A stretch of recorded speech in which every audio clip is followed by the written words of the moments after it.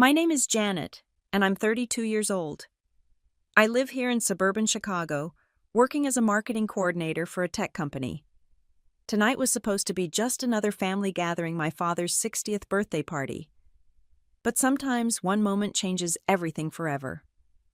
For as long as I can remember, I've been the family peacekeeper, the one who smoothed over arguments and made sure everyone got along. I thought tonight would be like any other celebration we'd had over the years. Boy, was I wrong. Before we dive into this story, I'd love to know where you're watching from. Drop your city in the comments below, and don't forget to hit that like button and subscribe if you want to hear more real-life stories like this one. Trust me, you'll want to stick around to see how one sentence from my dad completely changed our family dynamic forever. Growing up as the middle child between my older brother Kenneth and younger sister Beverly was like being invisible in plain sight. Kenneth, now 35, became this hotshot lawyer who could do no wrong in my parents' eyes. Beverly, 29, followed right behind him as the golden child when she became a doctor. Meanwhile, there was me quietly existing somewhere in between their achievements. I remember my high school graduation day. I was valedictorian, something I'd worked 4 years to achieve. But my parents missed the ceremony because they had to drive Kenneth to some important law school interview 3 states away. They said they'd make it up to me, but they never did.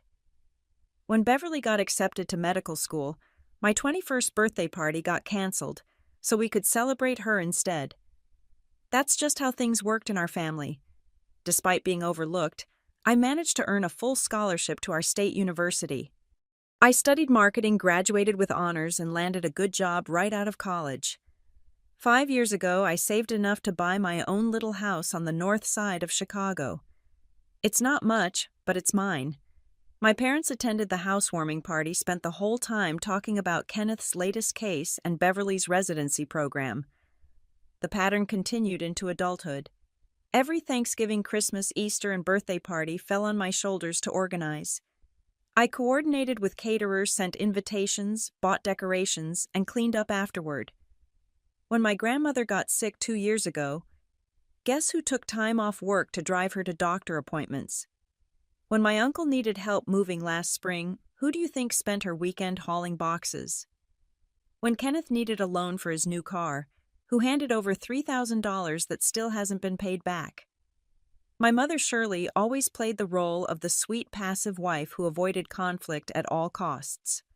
Whenever I tried to bring up feeling overlooked, she'd say things like, "That's just how your father is," or, "You know your siblings are busy with their careers." She'd pat my hand and change the subject, leaving me feeling like my concerns didn't matter. For Dad's 60th birthday, I took on the full responsibility once again. I spent 3 weeks planning every detail. I called the caterer, ordered the decorations, arranged the backyard setup, and coordinated with 50 different family members and friends. I worked overtime for 2 weeks straight to clear my schedule, then spent my entire weekend preparing for this party. I wanted it to be perfect for him. The irony wasn't lost on me that I put more effort into celebrating my father than he'd ever put into celebrating me. But I kept telling myself, that's what good daughters do. They put family first, even when family doesn't put them first in return. Saturday evening arrived with perfect weather for an outdoor celebration. I'd spent the entire day setting up tables, hanging string lights, and arranging flowers I'd bought with my own money. The backyard looked like something from a magazine spread. I'd prepared appetizers, coordinated with the caterer for the main course, and even made a special playlist of Dad's favorite songs from the 60s and 70s. Guests started arriving at 6 o'clock sharp. I greeted everyone at the gate, directed them to the bar area I'd set up, and made sure they had everything they needed. Meanwhile, Kenneth strolled in at 6:30 with a bottle of expensive wine, acting like he'd just conquered the world. "Sorry I'm late, everyone," he announced to the crowd. "Traffic was murder coming from downtown." He handed the wine bottle to Dad with a big smile. "Got you that vintage Bordeaux you mentioned wanting to try." Dad's face lit up like Kenneth had just given him the moon. This must have cost you a fortune." "You didn't have to do this." "Nothing's too good for the old man," Kenneth said, soaking up the attention from nearby relatives who were already praising his thoughtfulness. I watched this exchange while arranging napkins that had gotten blown around by the evening breeze.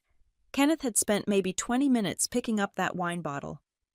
I'd spent 3 weeks planning this entire event. Beverly arrived 15 minutes later, carrying a store-bought cake from the grocery store bakery. The same bakery I'd specifically told her I'd handle dessert for the party. "I know you said you had dessert covered," she said, barely looking at me, "but I figured Dad would want something special." She presented the generic chocolate cake to him, like she'd baked it herself.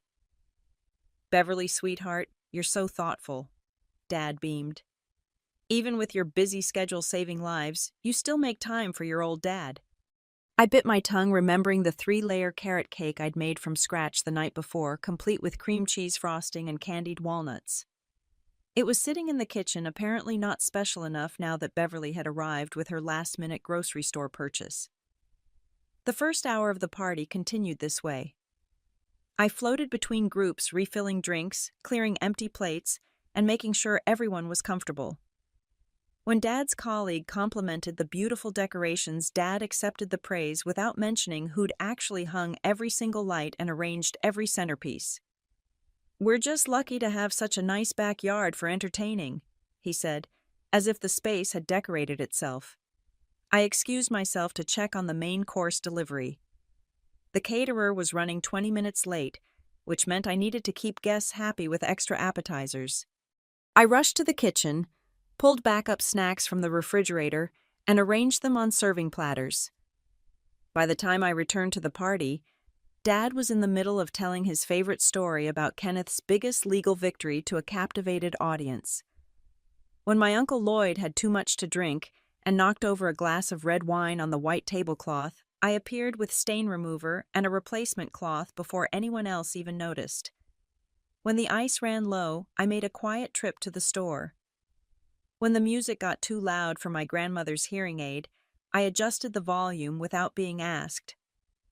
I overheard Dad talking to his boss near the dessert table. "You're so lucky, Harold," his boss was saying. "It's clear someone in your family really loves organizing these kinds of events." "Oh yes," Dad replied. "I'm very fortunate that Janet loves to help out around here. Makes everything so much easier for Shirley and me." Help out. Like I was some enthusiastic volunteer instead of his daughter who'd sacrificed her entire weekend and a significant chunk of her paycheck to make this party happen.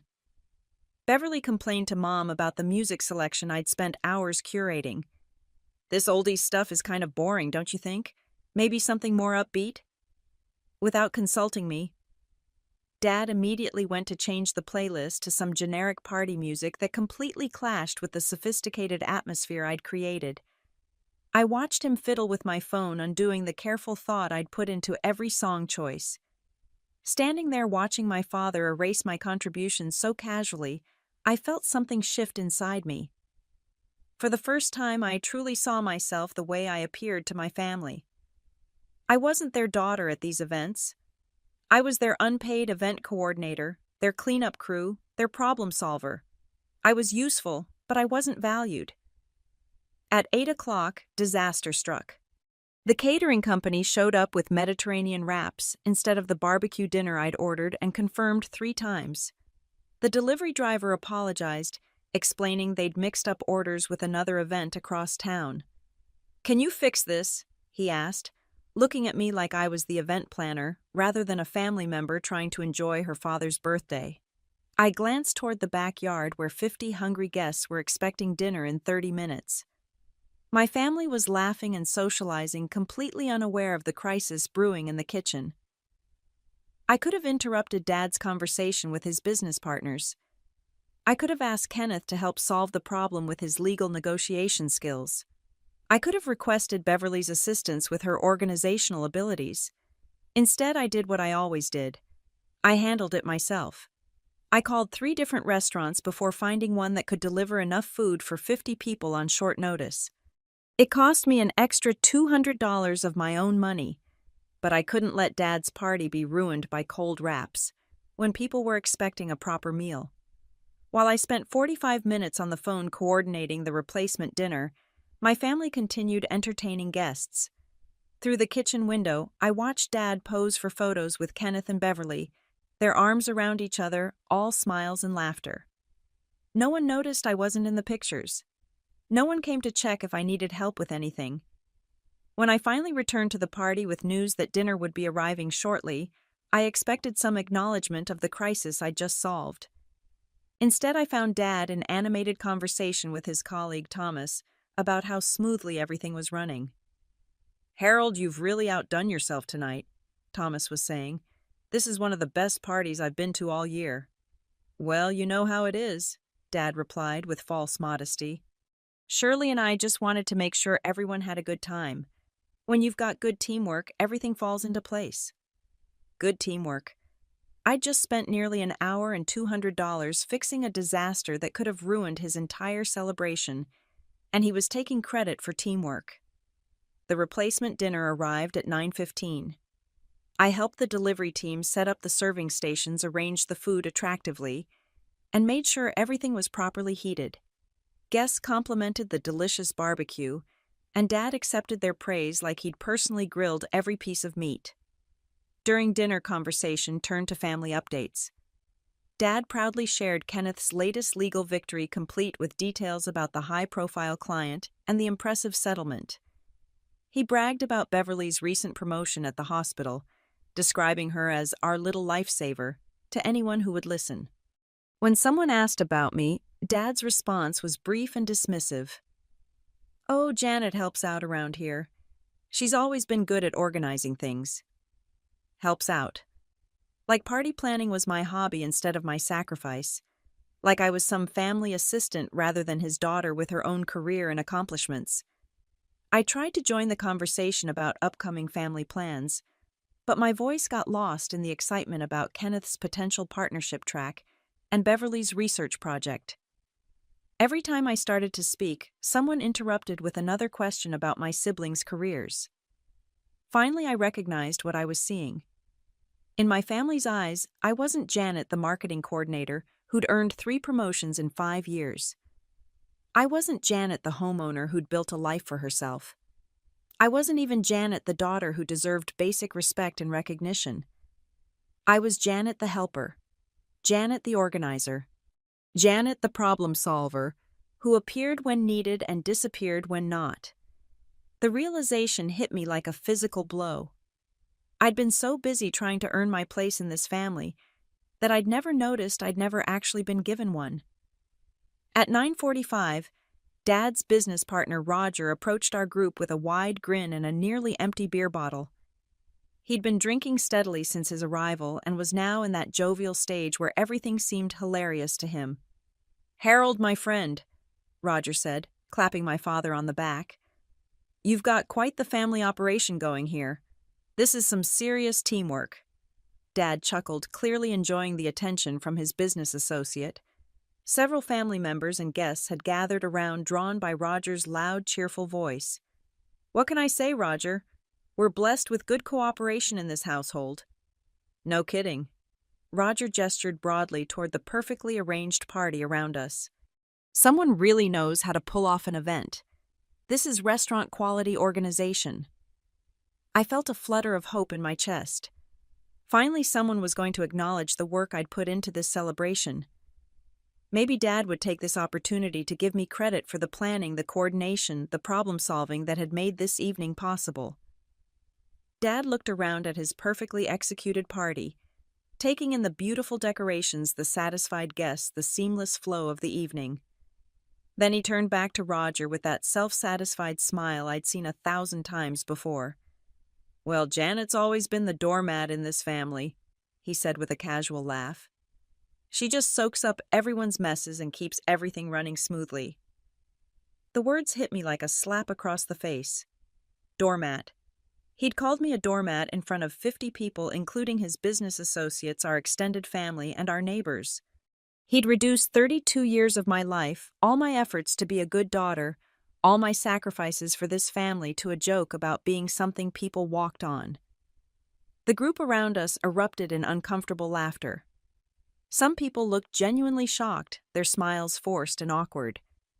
Others seemed to find it genuinely amusing, nodding along like Dad had made some clever observation about family dynamics. "Dad," Kenneth said with nervous laughter, "that's a bit harsh, don't you think?" But Dad was on a roll now, emboldened by the attention and Roger's encouraging chuckles. "Oh, come on, she loves it. Janet's always been the one who takes care of everything. She thrives on being needed." Beverly shifted uncomfortably beside Mom, but neither of them said anything to defend me. Mom's face had gone pale, but she just stared down at her hands, avoiding eye contact with everyone. "She's like a doormat," Dad continued, warming to his theme. "Always there when you need her, soaking up whatever gets spilled, never complaining. Some people are just natural caretakers, you know." The blood rushing in my ears was so loud, I almost couldn't hear the continued laughter around me. 32 years of birthdays, forgotten achievements, overlooked contributions dismissed, and this was how he saw me. Not as his daughter who'd sacrificed for this family, but as an object. Something useful to have around the house. I looked around at the faces surrounding us. Some were laughing, some looked uncomfortable, but not one person was defending me. Not Kenneth, despite his nervous comment. Not Beverly, who was studying her shoes. Not Mom, who continued staring at her lap like she wished she could disappear. At that moment, something inside me snapped. Not broke, but snapped into place. Like a puzzle piece finally finding where it belonged.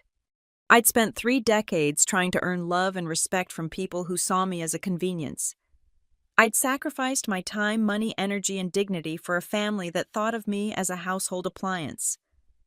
I walked calmly to the nearest table and picked up my champagne glass. The conversations around me continued, but I noticed a few people watching me curiously. I think they sensed something was about to happen, even if they couldn't predict what. I raised my glass high enough for everyone in the immediate area to see. The gesture caught people's attention, and gradually the chatter around us died down. More heads turned my way, sensing that someone was about to make a toast. "You know what, Dad?" I said, my voice carrying clearly across the suddenly quiet section of the party. "You're absolutely right. I have been the family doormat for 32 years. Dad's smile faltered slightly. He probably expected me to turn this into some self-deprecating joke that would get everyone laughing again and restore his position as the center of attention. But here's the thing about doormats. I continued, meeting his eyes directly. They're only useful when people keep walking on them. So if I'm just a doormat in this family, then don't ever ask me for help again." The silence that followed was deafening. I could see people's faces changing as they processed what I'd just said. This wasn't a joke or a lighthearted comeback. This was a declaration. "Janet," Dad said, his voice uncertain now, "I was just joking around. Don't be so sensitive." 32 years of your jokes, Dad." I kept my voice steady and clear. 32 years of organizing your parties while you take credit. 32 years of solving your problems while you call it helping out. 32 years of being invisible unless you need something. Mom finally looked up, her face frozen in shock. Kenneth and Beverly stood like statues, apparently unable to process this version of their quiet, accommodating sister. "Since I'm just here to soak up messes," I continued, "let me clean up one more thing. I planned every detail of this party. I coordinated with the caterers, I bought the decorations, I arranged the flowers, I made the playlist you changed. I solved the catering disaster that almost ruined your evening, and I paid for the replacement dinner out of my own pocket." Roger's face had sobered completely. He was no longer smiling, and I could see him beginning to understand that his casual comment had triggered something much bigger than a family spat. "I've organized every family gathering for the past decade. I've loaned money that never gets paid back. I've sacrificed my weekends, my vacation days, and my sanity to keep this family running smoothly. And tonight you called me a doormat in front of 50 people." Dad tried to interrupt. "Now, Janet, you're making too big a deal out of this. Everyone knows I appreciate—" "No." I cut him off, something I'd never done before in my life. "You don't get to dismiss this. You don't get to minimize this. And you don't get to tell me I'm being too sensitive when you've spent 3 decades treating me like hired help instead of your daughter. I looked around at the shocked faces surrounding us. Some guests were clearly trying to decide if they should leave. Others seemed frozen by the drama unfolding in front of them. "So here's what's going to happen," I said, raising my glass higher. "Since I'm just a doormat, I'm removing myself from underfoot. Don't call me to organize Christmas. Don't ask me to help with Mom's birthday. Don't expect me to coordinate the next family reunion, or solve the next crisis, or loan money for the next emergency." Dad's face had gone red. Whether from embarrassment or anger, I couldn't tell. "Janet, you're being ridiculous. After everything this family has given you." "Given me," I laughed, and it sounded strange even to my own ears.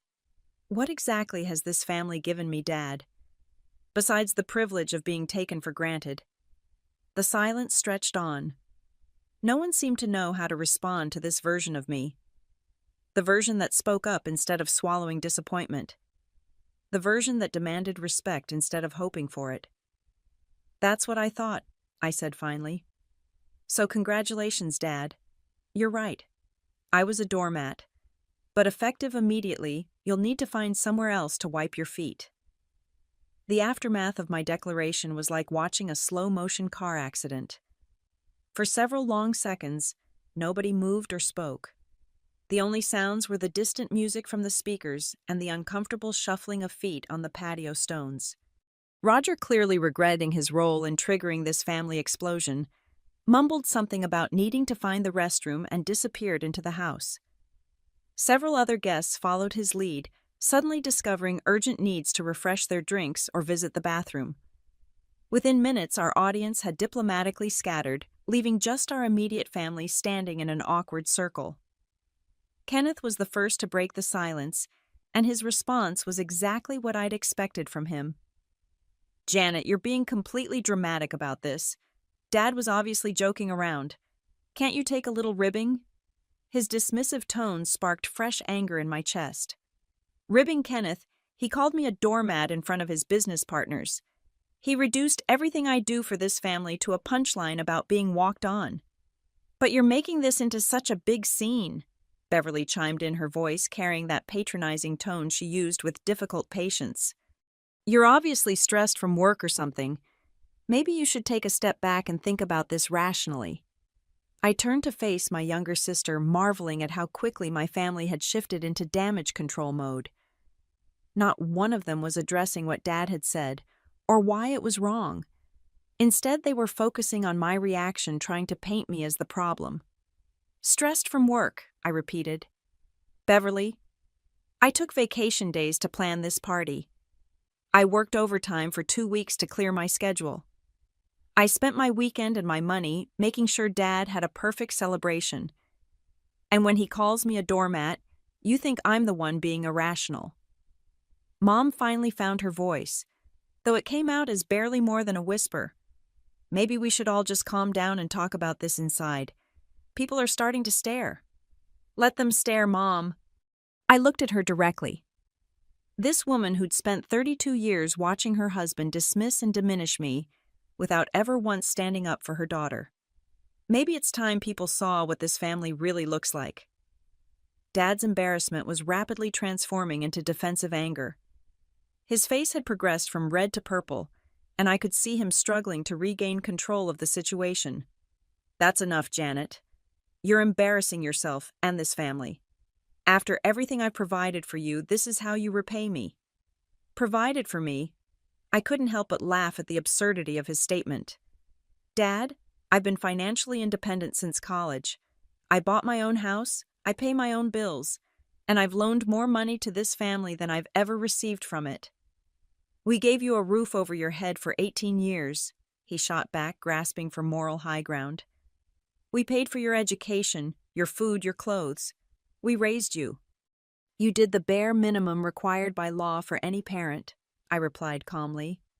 "Congratulations on not committing child neglect, but providing basic necessities doesn't give you the right to treat me like unpaid household staff for the rest of my life." Kenneth tried another approach, stepping closer with his lawyer voice. Look, maybe Dad's joke was a little insensitive, but this reaction is completely disproportionate. We're family. We should be able to work through this without all the drama. We should be able to work through this. I stared at him in disbelief. Kenneth, when was the last time you organized a family event? When was the last time you coordinated care for a sick relative? When was the last time you sacrificed your weekend to solve someone else's problem? He opened his mouth to respond, then closed it again. We both knew the answer was never. That's what I thought, I continued. It's easy to dismiss my reaction when you've never had to deal with the treatment that caused it. Beverly tried to play peacemaker, which was rich considering she'd never played that role in our family before tonight. We all contribute to this family in different ways, Janet. Kenneth provides legal advice, I help with medical issues. When? I interrupted her. When have you provided medical help to this family? When Kenneth needed legal advice, you both show up to take credit and collect praise. But where are you when the actual work needs to be done? That's not fair, Beverly protested. We have demanding careers. And I don't... My voice was rising again. I work 45 hours a week in marketing. I've earned 3 promotions in 5 years. I manage a team of 12 people. But somehow my career never seems demanding enough to excuse me from family obligations. Dad made one final attempt to assert his authority. That's it. I don't have to listen to this disrespect in my own home. If you can't appreciate what this family means, maybe you should leave. Gladly, I said without hesitation. But understand that when I leave tonight, I'm not coming back to clean up your messes anymore. Mom spoke up again, her voice shaky now. Janet, sweetheart, maybe we should all take some time to cool off. We can talk about this tomorrow when everyone's calmer. I looked at my mother, this woman who'd spent my entire life enabling Dad's behavior and deflecting conflict instead of addressing it. Mom, there's nothing to cool off about. This isn't anger talking. This is clarity. But family is family, she said weakly, falling back on the tired phrase she'd used to excuse bad behavior my entire life. You're right, I agreed. Family is family, which means family should treat each other with respect and appreciation. When was the last time anyone in this family treated me like I mattered, as more than a convenient problem solver? The silence that followed answered my question more clearly than words could have. I walked over to the outdoor table where I'd left my purse and car keys. I'm going to collect my things from inside, and then I'm leaving. The cleanup supplies are under the kitchen sink. The leftover food needs to be refrigerated within the next hour. The rental company will pick up the tables and chairs on Monday morning. You can't just leave us to deal with all this, Kenneth protested. I turned back to face him with a smile that felt foreign on my face. Watch me. As I headed toward the house to gather my belongings, I heard Dad mutter something about ungrateful children and family loyalty. But for the first time in my life, his disapproval didn't make me want to apologize or try harder to please him. Instead, it made me realize how much lighter I felt without the weight of his expectations on my shoulders. The first week after Dad's party was like learning to breathe underwater. Everything felt strange and unfamiliar without the constant undercurrent of family obligations pulling at my consciousness. Monday morning arrived with no voicemail from Mom asking me to call the thank you note list from the party. For 32 years, I'd automatically handled post-event cleanup, sending thank you cards, returning borrowed items, following up with vendors. The silence felt weird at first, then increasingly liberating. By Wednesday, my phone started ringing. The first call came from Kenneth, though he didn't lead with an apology. Instead, he dove straight into his own crisis. Janet, I need your help with something, he said without preamble, as if Saturday night had never happened. My law firm is hosting a client appreciation event next month, and I'm supposed to coordinate the whole thing. You're so good at this party planning stuff. Could you... I interrupted him mid-sentence. No. What do you mean, no, I just need you to make a few phone calls, maybe coordinate with some vendors? Kenneth, what part of Saturday night was unclear to you? I meant what I said. Find someone else to help with your event. There was a long pause. Come on, Janet. Don't be petty about this. Dad was just joking around and you totally overreacted. This is business. Exactly, I said. It's your business. Handle it yourself. He tried arguing for another 10 minutes, alternating between guilt trips about family loyalty and dismissive comments about my sensitivity. When he realized I wasn't going to change my mind, he hung up frustrated and probably more than a little panicked about organizing an event for his law firm's biggest clients. Friday brought a call from Beverly, and her approach was slightly more sophisticated. She led with fake concern about my emotional state before transitioning into her request. "I've been worried about you since Saturday," she said in her best bedside manner voice. "You seemed really upset. Are you dealing with stress at work? Maybe you should talk to someone." "I'm dealing with stress from family," I corrected, "but that's being resolved." "Well, actually, I'm calling because I could really use your help this weekend. My babysitter canceled, and I have to work a double shift at the hospital. Could you watch Emma and Jake? You're so good with kids and they love their Aunt Janet." It was masterfully done. She'd packaged her request as a compliment, added the emotional manipulation of children who loved me, and framed it as helping with her important medical career. 6 months ago, I would have rearranged my entire weekend without question. No, Beverly. Find alternative childcare. But Janet, these are emergency shifts. People's lives are at stake. I wouldn't ask if it wasn't important. Your childcare emergency isn't my responsibility. You're a successful doctor with a good income. Hire a professional babysitter. I can't find anyone on such short notice, and the kids would be so disappointed. Then you should have thought about backup childcare before committing to extra shifts, I said calmly. I have plans this weekend. I didn't actually have plans beyond doing my laundry and catching up on Netflix, but that wasn't the point. My time was valuable, whether I spent it productively or relaxing, and I was done pretending otherwise. Beverly's friendly facade cracked slightly. "This is really unlike you, Janet. You've always been so willing to help family." "You're right. It is unlike me. I'm working on that." After she hung up, probably to call an expensive last-minute babysitting service, I realized something interesting was happening. For the first time in years, I had 2 full days stretching ahead of me with no family obligations, no events to plan, no problems to solve for other people. I'd forgotten what that felt like. Saturday morning, I woke up naturally instead of to an alarm set for early morning family duty.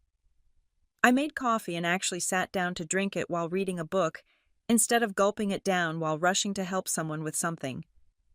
I went to the farmer's market and bought vegetables just for myself, not for a family gathering. I spent the afternoon organizing my own closet instead of organizing someone else's event. It was revolutionary.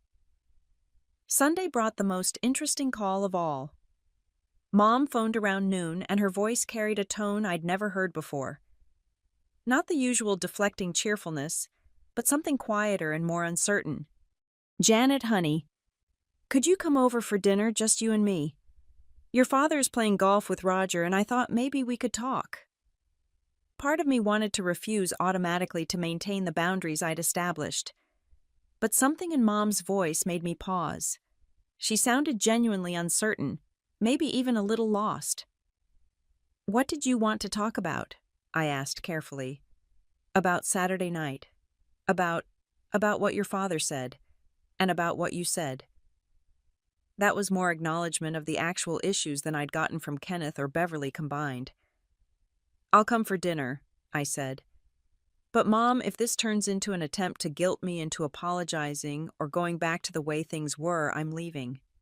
"I understand," she said quietly. "I just think we need to talk."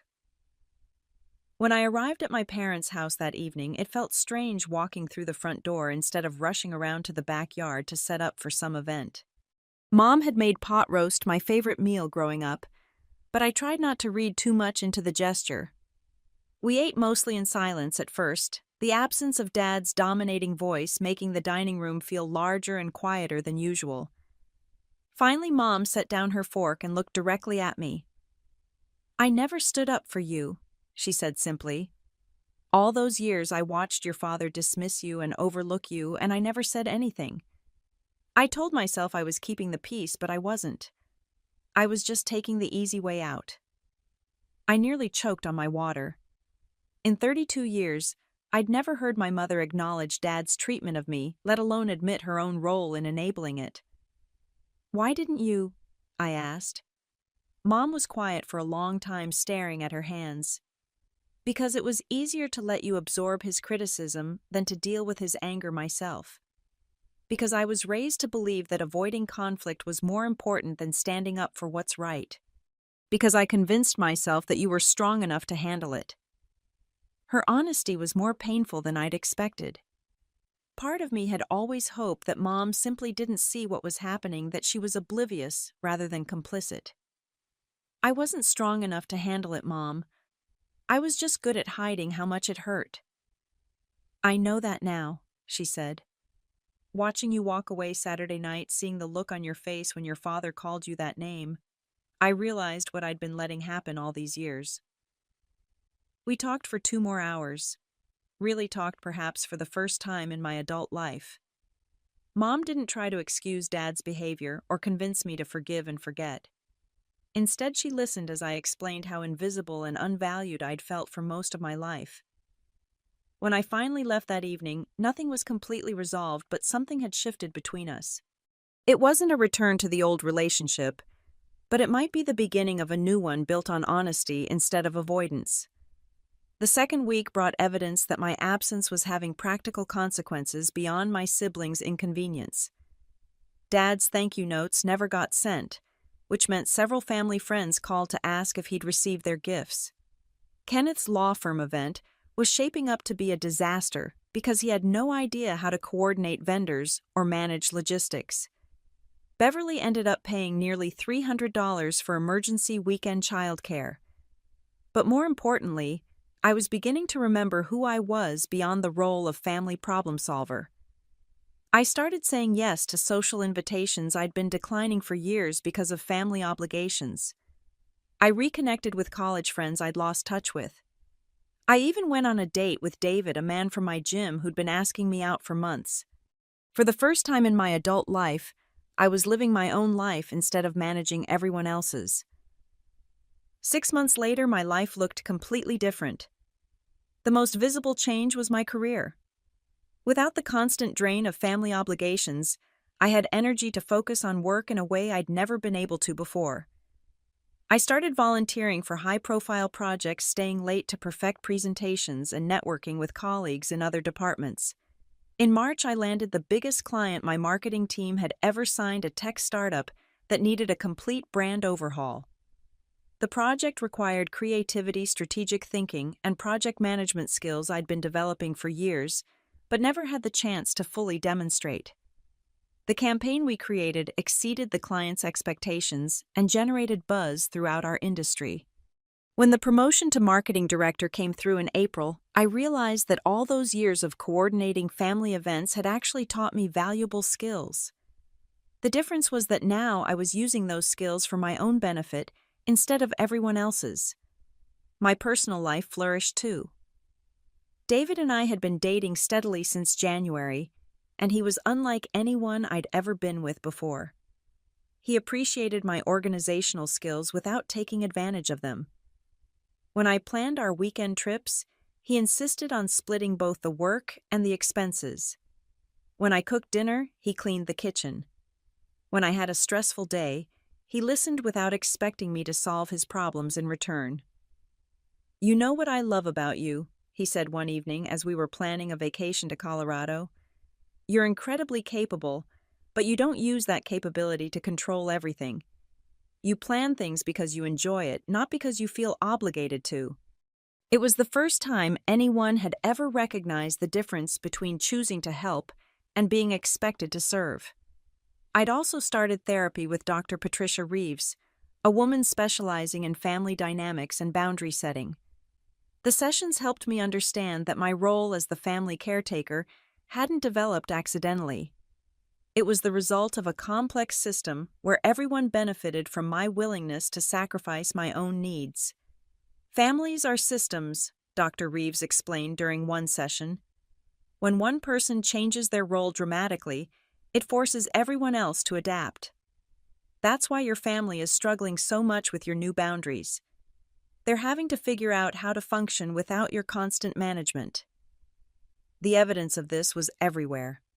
Kenneth's law firm event had been such a disaster that he'd been passed over for partnership consideration. Beverly had struggled to balance her work schedule without me as free backup childcare, leading to conflicts with her husband about sharing domestic responsibilities. Dad had gained 15 pounds because Mom, without my help, couldn't manage both her job and elaborate meal planning. But the most significant change was in Mom. Our Sunday dinners had become a regular thing, but they were different now. Instead of talking around problems, we addressed them directly. Instead of focusing on what everyone else needed, we talked about what we wanted. "I've started telling your father when I disagree with him," she confided one evening. "It's terrifying, but also kind of liberating." "How's he handling that?" "Not well," she admitted with a small smile. "But that's his problem to solve, not mine." The family had made several attempts at reconciliation, but none acknowledged the real issues. Kenneth sent a Christmas card with a note about putting the past behind us. Beverly left voicemails about missing me at family gatherings. Dad's approaches were more aggressive, alternating between guilt trips about family loyalty and threats about inheritance. I ignored them all. In May, I received a call that changed everything. Dad had been rushed to the hospital with chest pains. The tests revealed a minor heart attack, nothing life-threatening but serious enough to require a few days of observation. Kenneth called to inform me, and his tone carried the expectation that this medical emergency would override all my boundary setting. "You need to come to the hospital immediately. Family should be together during times like this."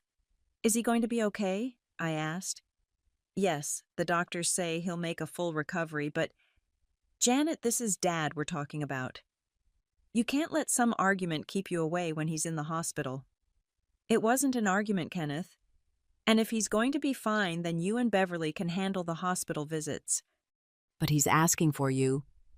"Then he should have thought about that before calling me a doormat in front of 50 people. I sent flowers to Dad's hospital room with a card, wishing him a speedy recovery, but I didn't visit. I didn't drop everything to rush to his bedside or coordinate care schedules for the family. I didn't organize meal trains or manage communications with extended relatives.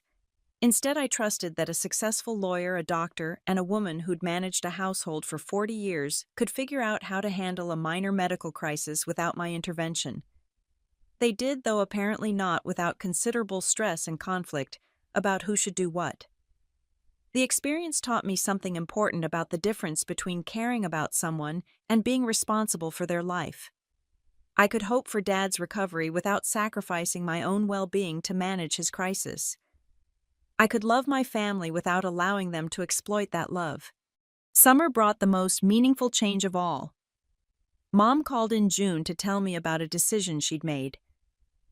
"I'm going back to school," she announced. "I've enrolled in a program to become a certified financial planner." I was shocked. Mom had worked part-time as a bank teller for years, but I'd never heard her express interest in advancing her career. "What brought this on?" "Watching you build your own life," she said simply. "I realized I've spent 40 years defining myself through other people's needs. Your father's career, you kids' activities, everyone else's problems. I want to find out who I am when I'm not just reacting to what everyone else needs." It was the most inspiring thing I'd ever heard her say. By late summer, I'd created something I'd never had before: a chosen family. David had become a real partner, someone who enhanced my life without demanding that I manage his. I'd deepened friendships with colleagues who appreciated my skills without taking them for granted. I joined a hiking group where I was valued for my enthusiasm and organizational abilities, but where those contributions were recognized and reciprocated. For the first time in my life, I was surrounded by people who saw me as Janet, the whole person, not Janet, the useful helper. The one-year anniversary of Dad's birthday party arrived on a crisp October evening. I was at home cooking dinner for David and 2 friends from work when my phone rang. Mom's name appeared on the screen. Hi, sweetheart, she said, and I could hear something different in her voice. Stronger, more confident than I remembered from our early conversations. How are you doing, Mom? I'm good. Really good, actually. I wanted to call because today marks a year since everything changed for our family. It does. I agreed. How are you feeling about that? Grateful, she said without hesitation. I know that probably sounds strange considering how painful this year has been for everyone, but I'm grateful that you found the courage to speak up. It forced all of us to look at ourselves honestly. I set down the wooden spoon I'd been stirring pasta with and gave Mom my full attention. Tell me about that. Your father and I have been in counseling since July, she said. Individual sessions and couples therapy. It's been difficult but necessary. He's finally starting to understand how dismissive and controlling he's been, not just with you, but with all of us. This was news to me. Dad in therapy was something I'd never imagined possible. How's that going? Slowly, Mom admitted. 40 years of behavior patterns don't change overnight. But he's trying, Janet. Really trying. He's asked me to call you tonight because he wants to see if you'd be willing to meet with him.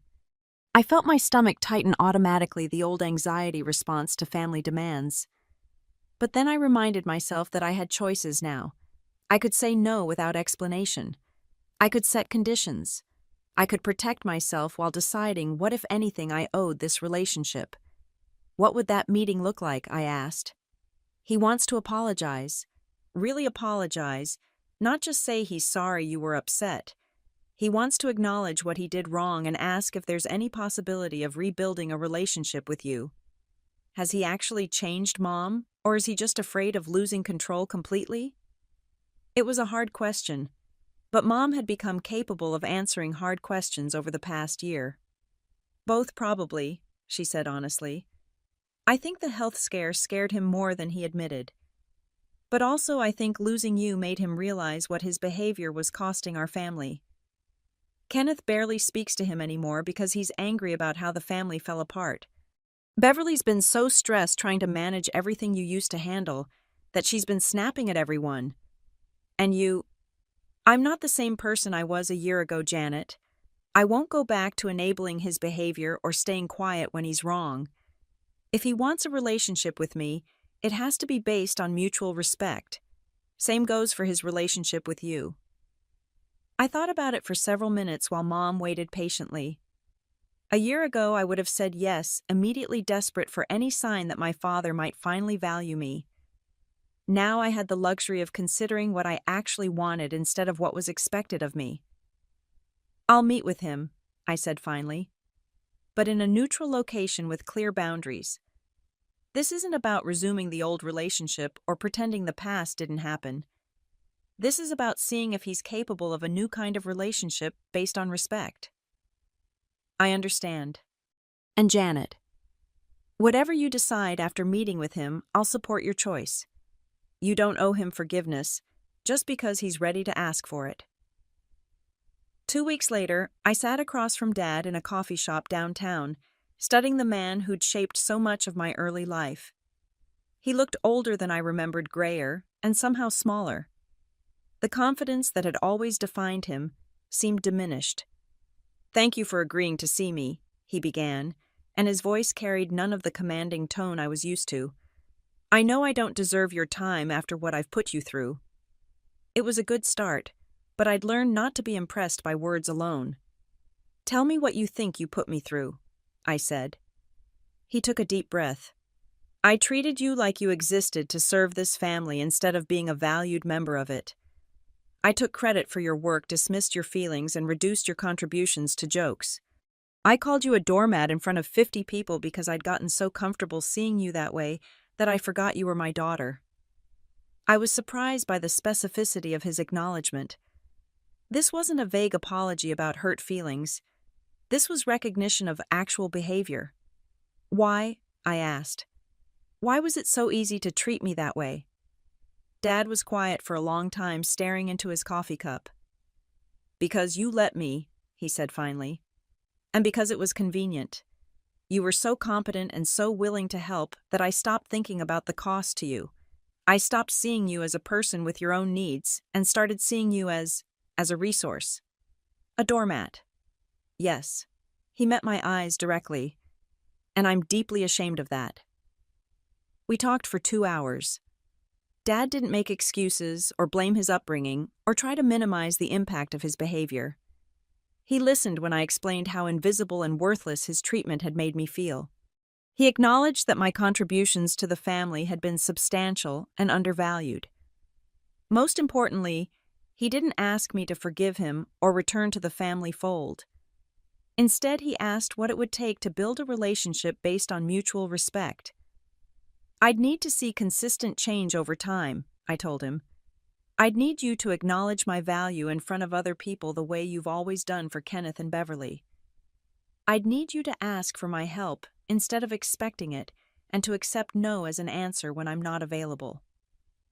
And if I can do those things, then maybe we can have a relationship.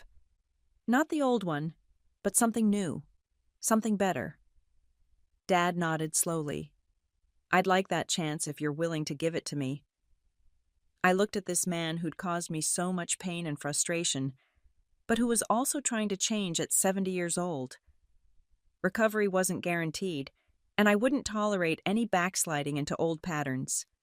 But people could change, and maybe relationships could too. We'll see, I said. But Dad understands that my life doesn't revolve around this family anymore.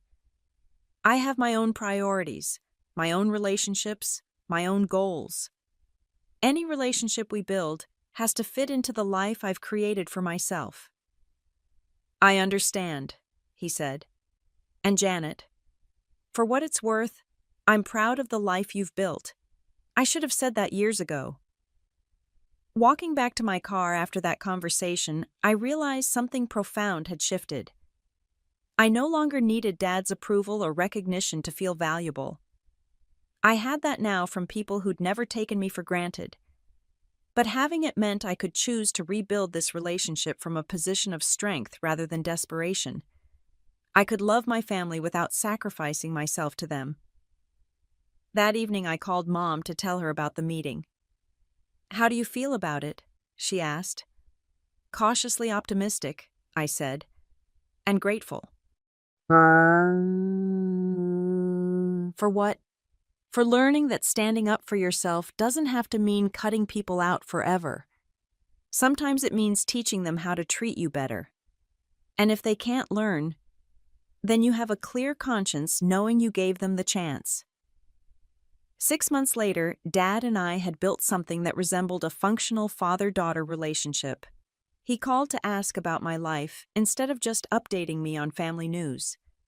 When I organized David's surprise birthday party, Dad complimented my planning skills and asked thoughtful questions about how I'd coordinated everything. When Kenneth needed help with another work event, Dad suggested he hire a professional planner and pay them appropriately instead of expecting family labor. It wasn't perfect, and probably never would be. But it was honest, and it was built on respect rather than obligation. The most important lesson I learned wasn't about family dynamics or boundary setting, though those were crucial. It was about the difference between being needed and being valued. For 32 years, I'd confused the two, thinking that being indispensable meant I was loved. Now I understood that real love doesn't require you to disappear into someone else's needs. Real love sees you, appreciates you, and treats you like you matter, not just like you're useful. The doormat was gone, and in its place stood a woman who knew her own worth. Some people walked around me now instead of on me, and that was perfectly fine. The people who mattered had learned to walk beside me instead, and that made all the difference in the world. Have you ever found yourself in a situation where you had to choose between keeping the peace and standing up for yourself? I'd love to hear your thoughts in the comments below. If this story resonated with you, please give it a like and subscribe for more real-life stories about finding your voice and setting boundaries. Share this with someone who might need to hear that it's never too late to demand the respect you deserve. Thank you for listening to my story, and remember that you're never just a doormat unless you choose to be one. Until next time, Keep standing up for yourselves and keep building relationships that celebrate who you are, not just what you can do for others.